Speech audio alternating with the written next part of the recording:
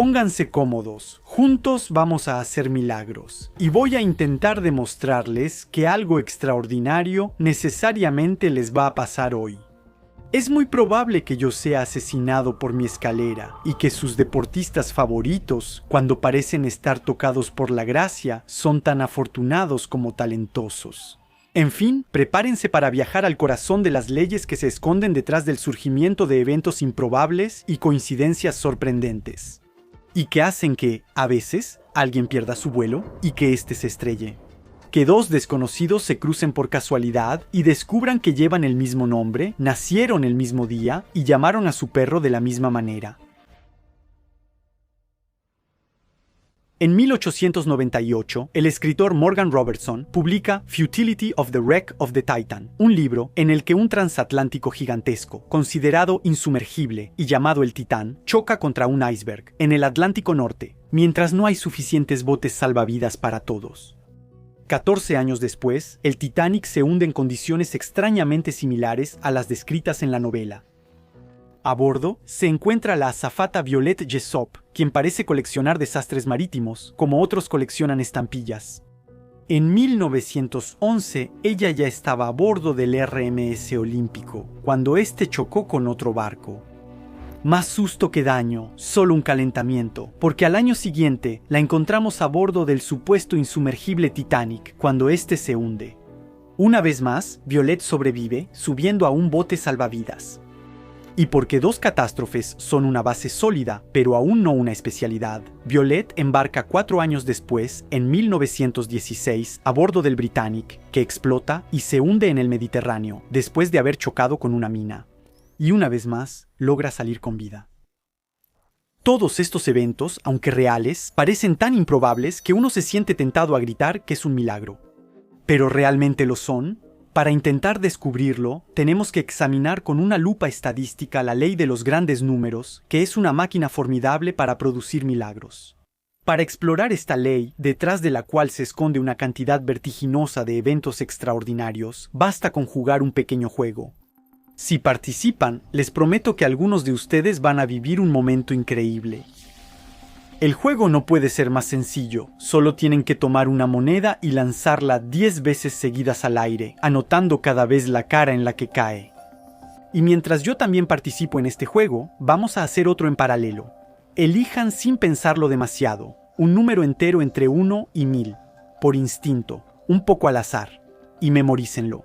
O mejor aún, pongan pausa y escríbanlo en los comentarios.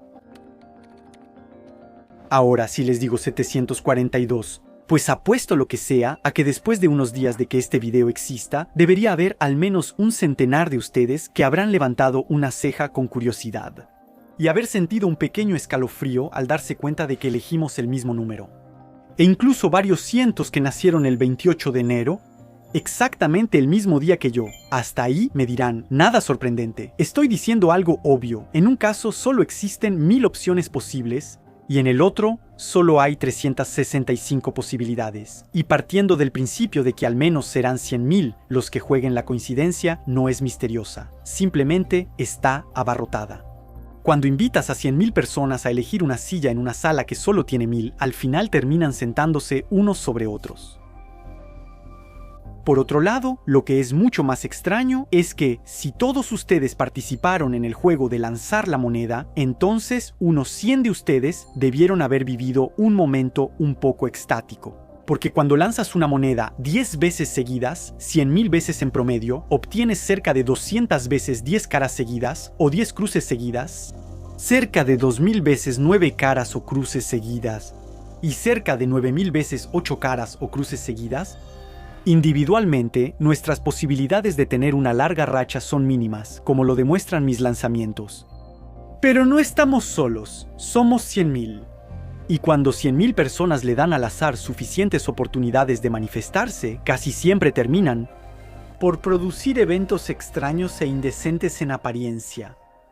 Ahora, intentemos tener una visión más amplia para convencernos de que las muestras gigantescas producen pequeños milagros.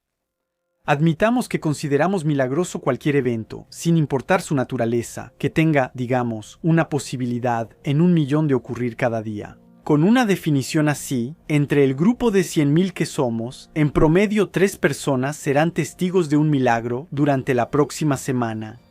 A esas 3 personas les digo, se los ruego, regresen y compártanos en los comentarios el evento improbable, el accidente rarísimo o la coincidencia asombrosa de la que hayan sido testigos. Voy a destacar su historia en los comentarios para que todos la vean. Pero donde esto se vuelve aún más desconcertante es que, en realidad, no necesitamos ser tantos para estar seguros de presenciar un milagro. Estadísticamente, de hecho, todos estamos caminando ahora mismo hacia un evento altamente improbable. Para entender por qué la aparición de lo extraordinario es solo cuestión de tiempo y calendario, hay que fijarse en la ley de Littlewood, que parte del principio de que, más o menos, un humano ve o escucha un evento por segundo cuando está despierto. No importa el evento, puede ser una mosca que pasa, una hoja que cae, un pensamiento que tienes, ya entiendes la idea. Partiendo de este principio, cada uno de nosotros experimenta un poco más de 1,5 millones de eventos por mes. Ahora, si consideramos que un milagro es un evento que ocurre con una frecuencia de 1 en 1.000.000, entonces podemos esperar observar en promedio un poco más de un milagro por mes. En otras palabras, a nivel individual, los eventos aparentemente milagrosos ya son realmente comunes, y la verdadera sorpresa no sería que lo improbable te suceda, sino que no te suceda. Bueno, el problema es que, aunque lo improbable sea relativamente común, muchas cosas excepcionales que nos suceden no las percibimos como tales. Porque muchos de estos milagros estadísticos pueden esconderse en los detalles, o pasar desapercibidos, diluidos y ahogados en el océano de eventos ordinarios que los rodean. Si recibes durante 7 días seguidos y a la misma hora un mensaje de texto con exactamente la misma cantidad de letras, no es seguro que te des cuenta. Mientras que otros eventos más llamativos, como que te caguen las palomas encima, 3 días seguidos en 3 ciudades diferentes, te marcan para siempre. Eso realmente ya me pasó. Pero no logro evaluar si el evento es tan excepcional. En fin, lo que quería decir, antes de ser interrumpido por mí mismo, es que las multitudes son máquinas para producir lo improbable a lo largo del tiempo. Y esto, mucho más rápido de lo que uno podría pensar. La probabilidad de ser alcanzado por un rayo es de 1 en 1.000.000 por año. En otras palabras, en promedio tomaría 1.000.000 de años para que el cielo te caiga personalmente en la cabeza. Ahora reunámonos de nuevo. En nuestra muestra de 100.000 personas entre 7 y 8 de nosotros en promedio, seremos alcanzados por un rayo a lo largo de nuestra vida. Quizá incluso algunos de ustedes ya lo hayan sido. Igualmente inquietante, la probabilidad de que ninguna persona entre nosotros lo sea es de 0.14%. En otras palabras, siendo 100.000, ya somos suficientes para que sea extraordinariamente improbable que no nos ocurra nada extraordinario colectivamente. Ahora, tengan en cuenta que nuestra muestra de 100.000 es relativamente pequeña en comparación con el tamaño de la humanidad. Con 8.000 millones de jugadores simultáneos, las consecuencias de la ley de los grandes números se vuelven absolutamente vertiginosas. Porque la cantidad colosal de intentos repetidos termina por transformar todas las probabilidades diminutas en inevitables. Así, un evento que solo tiene una posibilidad entre 1.000.000 de afectarte personalmente en el año. Afecta a unas 20 personas al día en promedio, a escala de todo el planeta. Y de esta lotería permanente y saturada de intentos, incluso a largo plazo, terminan surgiendo inevitablemente eventos cuya improbabilidad es increíblemente alta. Y así, en una tranquila tarde de 1954, mientras en Alabama Ann Hodge está tomando una siesta en su sofá, sin saber que su trayectoria de vida sacó el boleto ganador equivocado. Un meteorito proveniente de los confines del sistema solar atraviesa su techo con el ángulo preciso para rebotar en su mueble de madera antes de golpearla. El resultado, un moretón doloroso. Y el dudoso honor de ser la única persona que, en el siglo XX, fue golpeada directamente por un objeto venido del espacio.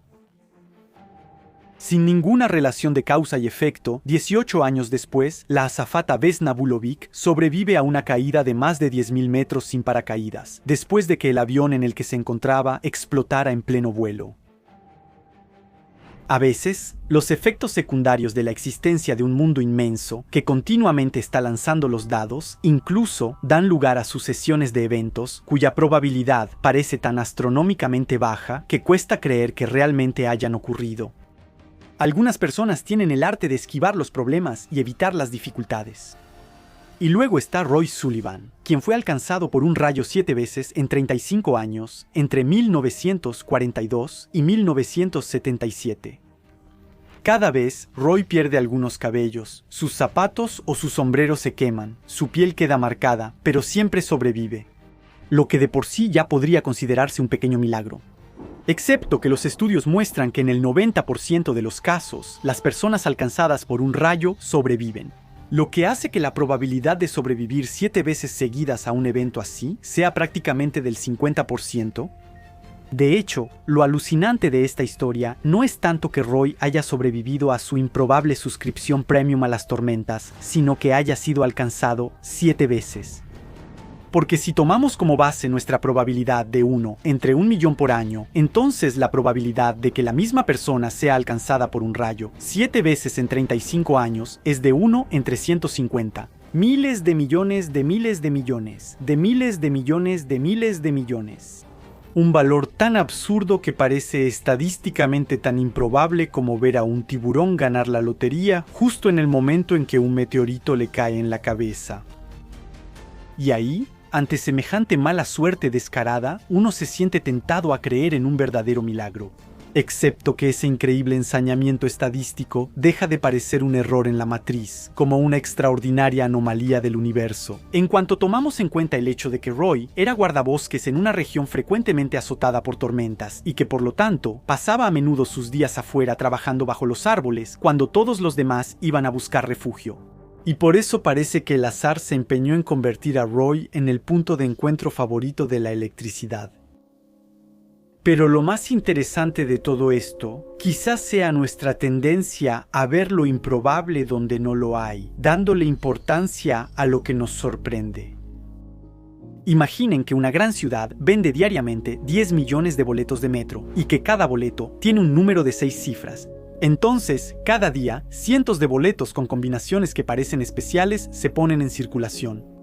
Algunos tienen 6 cifras idénticas, otros son secuencias, patrones simétricos o corresponden a una fecha en particular. En resumen, al darle importancia a estos números cuando los tenemos en la mano, aunque no tengan más probabilidad de salir que cualquier otro, creamos la ilusión de estar ante algo especial, ante algo improbable. Así, nuestro cerebro está lleno de intuiciones defectuosas que tienden a darle un carácter milagroso a coincidencias que en realidad no lo son. Hay 3 tipos de mentiras: las mentiras, las malditas mentiras y las estadísticas. La paradoja de los cumpleaños ilustra muy bien este escollo. A la pregunta, ¿cuántas personas se necesitan en una habitación para que haya más del 50% de probabilidad de que 2 de ellas compartan la misma fecha de cumpleaños? La intuición nos responde, generalmente alrededor de 100. Después de todo, hay 365 días en el año. Probablemente habría que llenar una buena parte del calendario antes de que las coincidencias entre 2 fechas se vuelvan probables. Sin embargo, la respuesta correcta es solo 23. 23 personas son suficientes para superar el 50%. Con 50 personas, la probabilidad incluso roza el 97%. El problema aquí es que nuestro cerebro intenta comparar la fecha de cumpleaños de una persona con los otros 364 días, cuando en realidad hay que comparar cada fecha con todas las demás. Este ejemplo nos muestra que casi siempre subestimamos la cantidad de combinaciones posibles en la realidad. Cuando conoces a alguien que comparte tu misma pasión poco común por los insectos fósiles y las piedras que parecen papas, tu mente suele llegar a la conclusión de que aquí hay algo terriblemente improbable, y mentalmente subrayas en rojo esa coincidencia, olvidando los cientos de otras coincidencias que te habrían parecido igual de improbables. Aquí, como en el ejemplo de los boletos del metro, somos víctimas de la selección a posteriori, porque no definimos de antemano las combinaciones que consideraremos impresionantes. Así que, para hacernos una idea de la probabilidad de que ocurra algo así, a menudo multiplicamos intuitivamente las probabilidades entre sí. Una posibilidad entre 365 de que tengamos el mismo cumpleaños, multiplicada por una entre 2500 de que ambos estemos fascinados por las sillas solas y abandonadas en medio de la nada. Y el resultado final nos parece astronómico, excepto que este cálculo supone que solo esas combinaciones precisas nos habrían impresionado. Pero, desde el principio, el campo de posibles comparaciones era absolutamente inmenso. Pero unas cuantas coincidencias bastan para despertar el asombro, y mientras las coincidencias engañosas abundan, pasamos por alto todo lo que no tenemos en común. En la misma línea hay un ejemplo que me gusta mucho. Hace algunos años, un investigador se divirtió calculando la probabilidad de que existas tal como eres, con tu patrimonio genético, estimando a grandes rasgos la probabilidad de que tus antepasados se encontraran durante cientos de miles de generaciones. Y llegó a un número increíblemente pequeño, de una posibilidad entre 10 elevado a 2.640.000. Más allá del simple placer del ejercicio, este razonamiento es totalmente absurdo, porque tú ya existes. Eso equivale, en términos lógicos, a lanzar un dardo al azar contra una pared y luego dibujar el blanco alrededor del punto de impacto para maravillarse de tu precisión.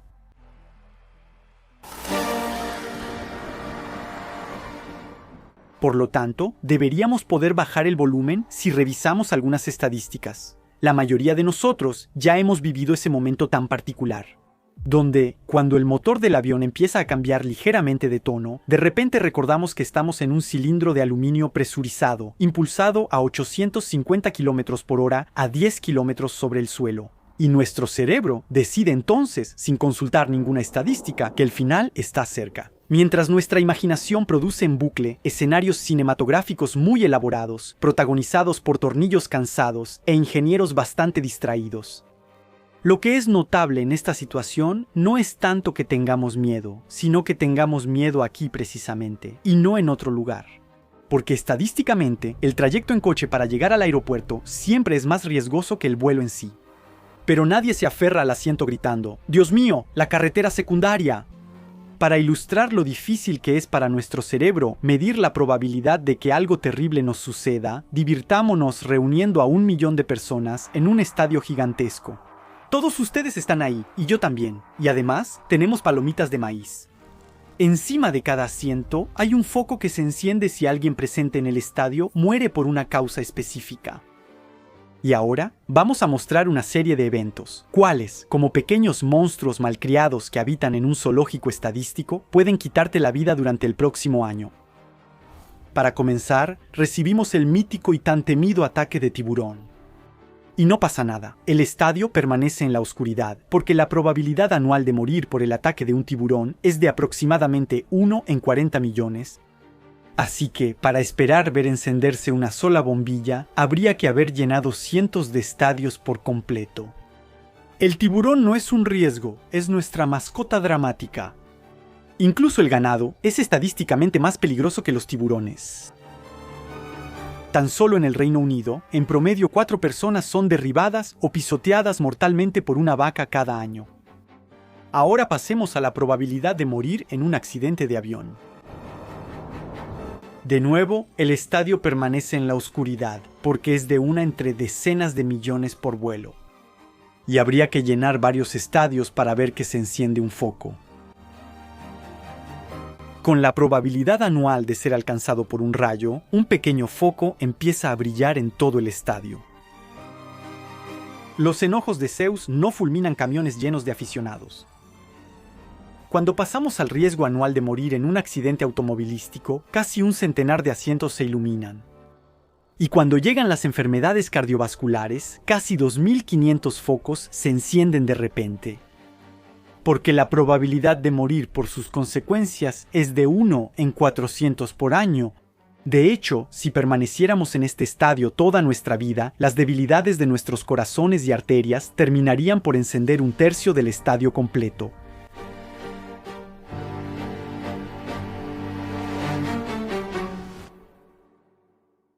Y esa tendencia casi reptiliana que tiene nuestro cerebro a asustarse ridículamente por todo lo que parpadea, se estrella o tiene dientes, a menudo nos hace entrar en pánico, incluso al ver gráficas que se desploman. Mounir del canal Finari se los explicará mejor que yo. Si consideramos un desplome bursátil como una caída de más del 20% en un corto periodo de tiempo, entonces ha habido 27 desplomes bursátiles desde el famoso Viernes Negro de 1929. En promedio, es un desplome bursátil cada 3 a 4 años. Así que, concretamente, la probabilidad de que ocurra un desplome bursátil este año es baja. Pero la probabilidad de que vivas al menos uno en tu vida es en realidad de casi el 100%. Lo siguiente que muestran los datos es que estos desplomes bursátiles duran en promedio menos de 10 meses. El periodo de recuperación que sigue dura casi 3 veces más. La cifra más inquietante es esta. En los últimos 20 años, 7 de los 10 mejores días en la bolsa ocurrieron en las 2 semanas posteriores a los 10 peores días. La recuperación llega exactamente cuando todos han entrado en pánico y vendido. Perderse los 10 mejores días en 20 años es reducir tu rendimiento a la mitad. Ok, entonces la probabilidad de vivir un colapso bursátil durante nuestra vida es prácticamente del 100%. Y nosotros, mientras tanto, seguimos aferrados al asiento del avión o escudriñando el océano, buscando un tiburón o el movimiento de una aleta. La razón de esto es que nuestro cerebro evolucionó para detectar amenazas inmediatas y visibles. Hay que decir que reaccionar rápidamente ante el fuego o explosiones, así como ante movimientos sospechosos en los arbustos, es mucho más eficaz para sobrevivir en la sabana que preguntar tranquilamente cuando te encuentras frente a un león. ¿Cuál es la distribución de probabilidad de esta situación? El problema es que hoy, en nuestras sociedades modernas, esta herencia contribuye a orientar nuestros miedos hacia lo que mata, lo que explota o lo que cae del cielo, con estilo. Y hace la portada de los periódicos, cuando en realidad la gran mayoría de las amenazas que nos rodean simplemente avanzan discretamente. La cama es el lugar más peligroso del mundo. La mayoría de nosotros vamos a morir ahí. De hecho, si fuéramos realmente sensatos, deberíamos incluso ver nuestros muebles como posibles asesinos. Porque desde un punto de vista estadístico, las escaleras, al igual que tu sofá, son depredadores discretos, infinitamente más amenazantes que el océano. El riesgo anual de morir por un accidente doméstico es de aproximadamente 1 en 25.000 por año. Eso sería suficiente para encender 40 focos en nuestro estadio. Y a diferencia de los tiburones, tus muebles se instalaron en tu casa, donde esperan pacientemente a que uses calcetines un poco resbalosos para dejarte fuera de combate. El problema es que ahora vivimos en un mundo donde, en la inmensa mayoría de los casos, el riesgo no nos ataca de repente. A veces, ni siquiera te das cuenta de que está ahí y que estás sentado sobre él. Un sofá no tiene ninguna intención maliciosa. Tiene cojines. Sin embargo, estadísticamente, quedarse tirado ahí demasiado tiempo lo convierte indirectamente en un asesino, porque el sedentarismo está asociado a un mayor riesgo de enfermedades cardiovasculares. Si la presencia de este riesgo cotidiano y difuso no activa ninguna alarma interna o música dramática en nuestra imaginación, es porque suelen ser lentos, acumulativos e invisibles, y dado que no aparecen saltando de entre los arbustos.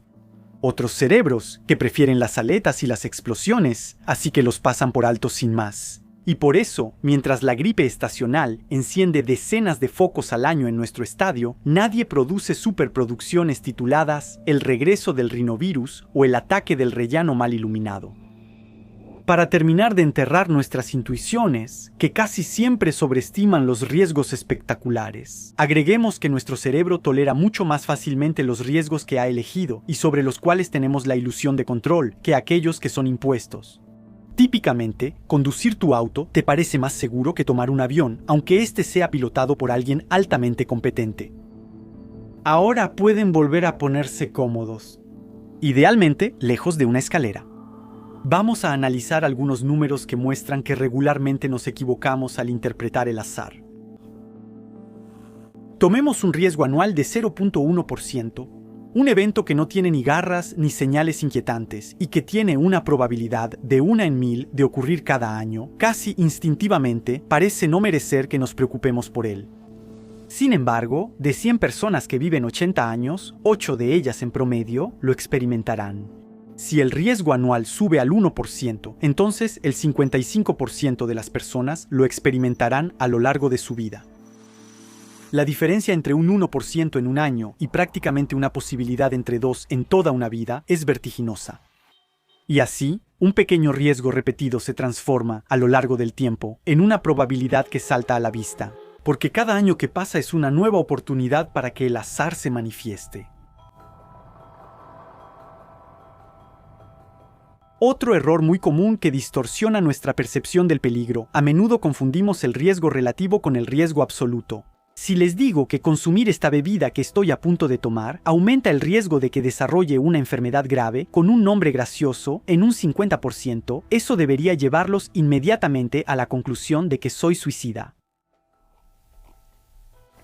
En nuestras mentes, duplicar es una transformación radical que suena como una sirena de alarma. Pero si dicha enfermedad afecta a una de cada 100.000 personas, entonces al aumentar el riesgo de desarrollarla en un 50%, solo hago que su probabilidad pase de 2 casos por cada 100.000 a 3 casos por cada 100.000. Un aumento puntual de algo pequeño sigue siendo algo pequeño. El riesgo relativo sí aumentó mucho, pero el absoluto apenas se movió, porque su base inicial es diminuta. A menudo, los medios, que saben que nuestro cerebro interpreta los números con mucha imaginación, prefieren titular así: riesgo duplicado en lugar de un aumento absoluto de un caso por cada 100.000, y así, en nuestra mente, transforman variaciones modestas en catástrofes imaginarias. Es precisamente para contrarrestar nuestra dificultad para entender todas estas cifras, que a menudo no nos dicen claramente si debemos entrar en pánico, relativizar o simplemente encogernos de hombros. On a inventé l'unité du danger, el micromort. Un micromort corresponde a una probabilidad de 1 en 1.000.000 de ser alcanzado por la parca después de realizar una acción. Un micromort es entonces una especie de espada de Damocles, suspendida sobre cada una de nuestras cabezas, y cuyo hilo que la sostiene tiene más probabilidades de romperse dependiendo de lo que hagas. Conducir 400 kilómetros en auto o 10 en moto representa aproximadamente un micromort.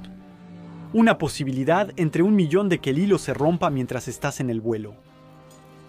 Fumar un cigarro equivale a un micromort durante toda tu vida. Pero como estos efectos son acumulativos, si fumas una cajetilla al día, entonces después de 20 años, eso representa unos 100.000 micromorts acumulados. Lo que es, más o menos, 2 veces menos peligroso que intentar ascender el K2, lo cual te costará 250.000 micromuertes durante el tiempo que dure la expedición. Una inmersión profunda o un maratón, unos 5 micromorts, un salto en paracaídas, alrededor de 10 micromorts, una actividad 1.200 veces menos peligrosa que ascender el Everest, que a su vez es decenas de veces menos peligrosa durante unos días que ser sedentario toda tu vida. El riesgo cero no existe. Vivir es arriesgarse, y en esta lotería continua, las unidades de micromorts te permiten tomar decisiones más informadas al convertir el riesgo en una especie de presupuesto. Entonces, la pregunta pasa a ser: ¿cuántos micromorts estoy dispuesto a arriesgar por una experiencia determinada? Y aquí estamos de nuevo frente a nuestro cerebro, una máquina extraordinariamente mal conectada para interpretar el azar, pero extremadamente hábil para contarse historias, gracias a su tendencia a detectar en todas partes patrones, motivos que se desvían de la media. Y así creemos ver constelaciones en estrellas dispersas sin lógica. E incluso creemos que los deportistas se encienden.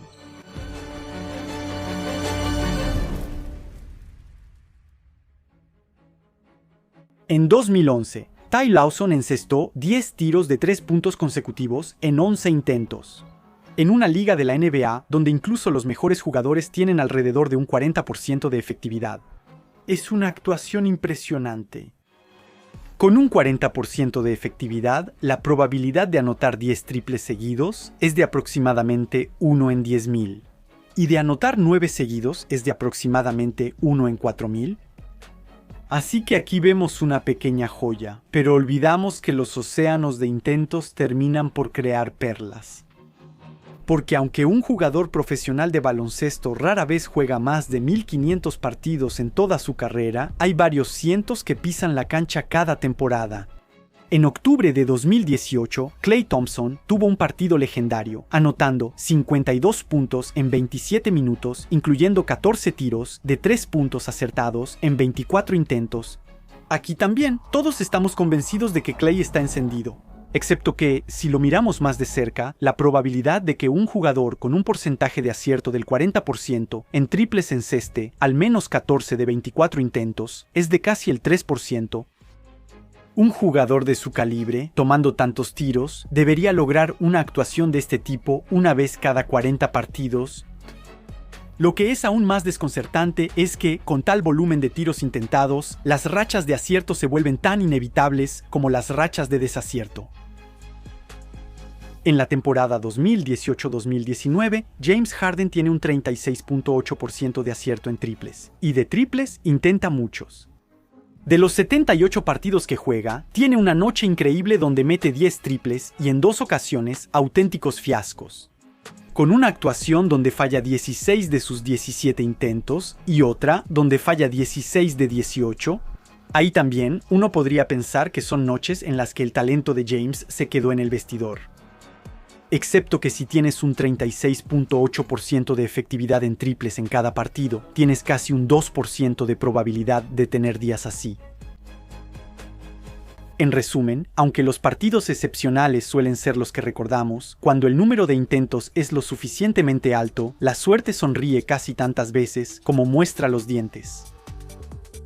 Esa dificultad para aceptar que el azar, aunque estable y previsible a grande échelle, pueda producir patrones extraños que se desvían mucho del promedio, a pequeña escala, lo vuelve terriblemente teatral. Y nuestro cerebro, que no soporta el vacío causal, busca una razón profunda para explicar esos desempeños fuera de lo común que destacan entre los demás. Y hablamos de jugadores tocados por la gracia, cuando en realidad son como un rayo, al final de curvas estadísticas. Detrás de cada dios disfrazado de Michael Jordan hay una cantidad colosal de intentos.